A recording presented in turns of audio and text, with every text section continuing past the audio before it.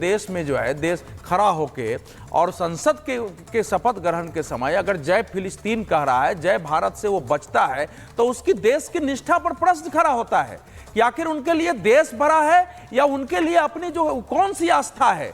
क्योंकि जय फिलिस्तीन, फिलिस्तीन का जो नारा लगा रहे हैं वो तो क्या उनके मजहब से ऐसा डायरेक्ट जुड़ा हुआ है? ये तो खतरनाक है एक प्रकार से भारत में। ये हालांकि ये शब्द बड़े कठिन है, लोग कहेंगे कि नॉन सेकुलर शब्द हो जाता है, लेकिन ये तो इस्लामी कट्टरवाद का जो एक जिहादी विचारधारा है, जो अखिल इस्लाम, ऑल इस्लाम को मानता है, जिसके लिए अपना कोई नेशन स्टेट नहीं हो सकता है। उसका भाईचारा अपने केवल इस्लाम के लिए होता है। जो अंबेडकर जी ने लिखा है कि इस्लाम का ब्रदरहुड केवल इस्लाम के लिए है, उसमें दूसरे के लिए जगह नहीं है। वो किसी नेशन स्टेट को नहीं मानते हैं। तो ये उन्होंने आज इसको साबित किया है। अब ये देश को तय करना होगा कि क्या संविधान के तहत शपथ लेने वाला व्यक्ति वाकई संविधान में निष्ठा रखता है, वाकई इस भारत में निष्ठा रखता है, या वाकई वो मजहब की तरह बिना नेशन स्टेट के उसकी निष्ठा कहीं बाहर है। ये बहुत सीरियस इशू है। अवधेश जी, मैं किसी भी भारतीय की और किसी भी हिंदुस्तानी की निष्ठा अपने देश के प्रति, उस पर मैं सवाल नहीं उठाना चाहती हूं, लेकिन विनोद बंसल जी सवाल इसलिए उठते हैं। मैं स्पष्ट कर दूं, सुनो। हाँ, बोलिए। ऐसा है कि इस्लाम में बी.आर. अम्बेडकर ने जो पार्टीशन लिखा है पुस्तक, उसमें साफ लिखा है, सब चीजें वर्णन किया है कि किसी भी जो मुसलमान अपने मजहब को पूरी तरह मानता है, उसका कोई नेशन स्टेट नहीं है, उसकी निष्ठा किसी भौगोलिक सीमा में नहीं हो सकती है, उसका ब्रदरहुड सिर्फ अपने लिए है। तभी उन्होंने कहा है कि ये क्लोज कॉर्पोरेशन है ये, और इसीलिए वो मुसलमान नहीं बने थे। उसमें से निकल के भी बहुत सारे लोग हैं, लेकिन असदुद्दीन ओवैसी ने यह साफ किया है कि जो कुछ बी.आर. अम्बेडकर ने कहा है, ठीक उसी प्रकार के कट्टरपंथी मुस्लिम हैं, और इनकी निष्ठा शायद इस देश के संविधान, इस देश की भौगोलिक सीमा में, इस देश की अखंडता में नहीं हो सकती है। इसलिए मैंने अम्बेडकर जी को कोट किया। ठीक है, मैं एक बार विनोद बंसल जी के पास जा रही हूं। विनोद बंसल जी, मैंने इसलिए बोला कि किसी भी भारतीय की श्रद्धा उसके देश में और उसके संविधान में, उसको लेकर मैं सवाल नहीं उठाना चाहती हूं, लेकिन आज ये पूरा एकदम से चर्चा का विषय बन गया। आज बहुत बड़ा एक विवाद स्पीकर को लेकर था, लेकिन कैसे अटेंशन उस तरफ चली गई कि भाई असदुद्दीन ओवैसी जाते हैं और जय फिलिस्तीन कहते हैं, फिर वो कह रहे हैं कि इस देश का भी तो स्टैंड फिलिस्तीन के साथ है, तो मेरा जय फिलिस्तीन गलत कैसे? विनोद जी, देखिए, गलत है कि नहीं है, लेकिन इस बात को देश जान रहा है कि ये जो भारत माता की जय से किनारा करने वाले लोग, भारत माता की जय को इस्लाम के विरुद्ध मानने वाले लोग, ये भारत माता की जय का विरोध करने वाले लोग आज फिलिस्तीन की जय कैसे बोलने लगे? आज इनका इस्लाम कहां चला गया? क्या फिलिस्तीन के बारे में जय कहना अलाउड है और भारत माता की जय कहना अलाउड नहीं है? ये कौन सा नारा हुआ? एक बात। दूसरी बात देखिए, सांसद भाग्यनगर के हैं, संसद भारत की है, शपथ भारत की संसद की ले रहे हैं और जय फिलिस्तीन को बोल रहे हैं। ये इससे इनका मन, वचन, कर्म और ये जो इनकी मानसिकता है वो सीधी परिलक्षित होती है। मैं इनको कहता हूं चैलेंज के साथ में, आखिरकार संसद के अंदर भारत माता की जय बोलते तो समझ में आता है, फिलिस्तीन की जय बोल करके ये क्या कहना चाहते हैं? क्या आतंकवादियों के साथ खड़ा होना चाहते हैं? मैं कहता हूं फिलिस्तीन के साथ भारत के रिश्ते अच्छे हैं और रहेंगे, लेकिन प्रश्न ये नहीं है।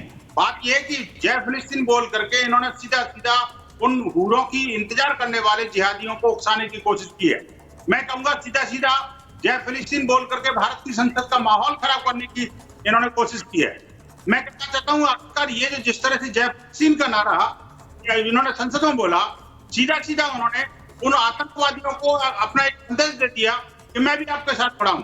मुझे लगता है कि उनको बजाय संसद में बोलने के, फिलिस्तीन में जाकर के वो हमास के साथ जाकर के वो बैठ में कमर में बैठ बांध करके ना, वो बैठकर का जो लालच देखने वाले लोग हैं उनका साथ देना चाहिए। फिर अच्छी बात कर रहे हैं तो ये जिस तरह की बातें करते हैं, ये जो कहने को तो वरिष्ठ तो नहीं है, इंग्लैंड से डिग्री पास करके आए हैं, लेकिन मैं कहता हूँ इंटरनेशनल कोर्ट ऑफ जस्टिस में जाकर देखें ना जी, कि फिलिस्तीन की हिमायत करने वाले लोग, जो हमास की हिमायत करने वाले लोग हैं, आखिरकार ये भारत माता की जय क्यों नहीं बोलते हैं? पूछना चाहता हूँ सारे पैनलिस्ट से।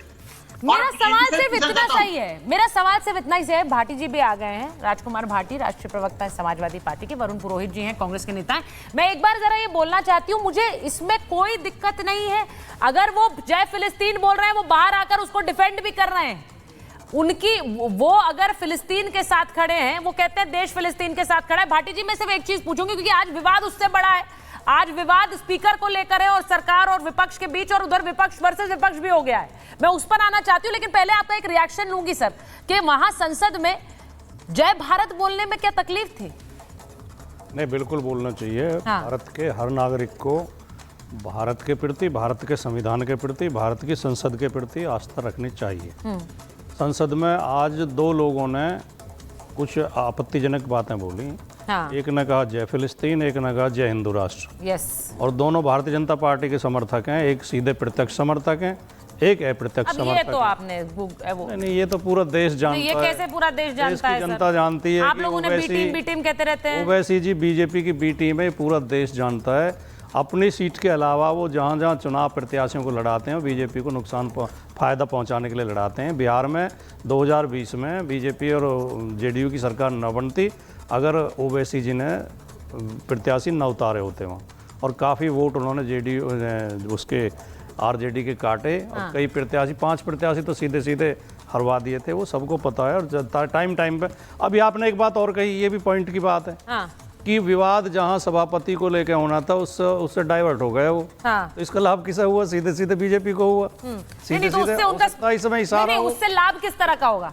लाभ किस तरह का होगा? बिना विवाद के वो स्पीकर और डिप्टी स्पीकर बना लेंगे क्या? अगर ऐसा है तो बहुत अच्छी बात है, फिर वो बता दीजिए।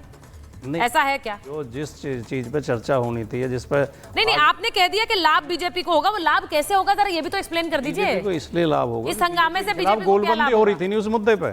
विपक्ष गोलबंद हो रहा था नहीं। आज चैनलों पे उसी पे बहस होती नहीं। हाँ। अब बहस नहीं, बहस उसी पर हो रही है, बहस उसी पर हो रही है, क्योंकि मैं आपको एक चीज बताना चाहती हूँ। लेकिन मैंने एक मौलिक बात कह दी कि वो गलत है। हमें भारत के प्रति, भारत के संविधान के प्रति, भारत की संसद के प्रति सबको आस्था रखनी चाहिए।